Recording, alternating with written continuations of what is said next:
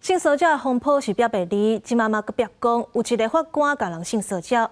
士林地方法院有一个姓蔡审判长伫车顶甲查某法官性骚扰，互调离开职务。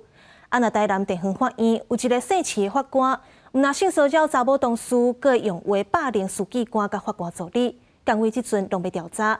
另外，进前因为性骚扰，互法院迫害赔人8万块的国民党立委陈雪生，经过南营调查了后，南营是无要撤销伊立委提名的资格。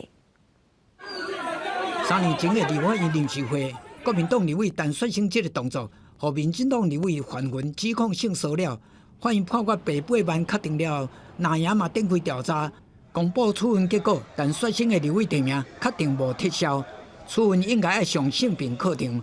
范云批评讲，国民党的性骚扰零吞论是宇宙级的笑话。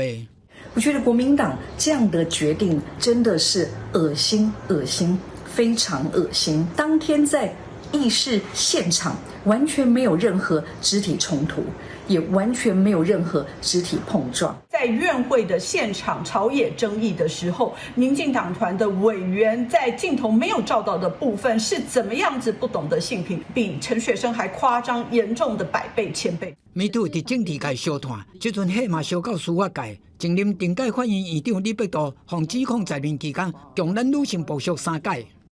台南地院嘛有一个徐法官，疑似传半赤身相片，不当骚扰女同事，甚至佫几啊摆失控，用歹听话来言语霸凌书记官甲法官助理。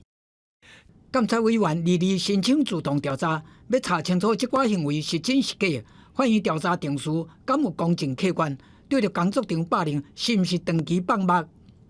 他身居高位，那还做这样的事情，然后来压迫或者是伤害他的同事下属，所以这件事情呢，我们一定要去查清楚。认定他还是有3次施用甲基安慰他们的行为。台方面对镜头，作为法院发言人，伊早是士林地院国民法官专庭的蔡审判长。互人踮法官论坛出发讲，涉嫌假影关心工课，带打分发的查某法官去阳明山食饭，条件选无共落山，疑似停伫暗巷内、骹内、手内。对这件事件，伊否认有性骚扰。士林地院已经开始调查，伫结果进行先做职务调动。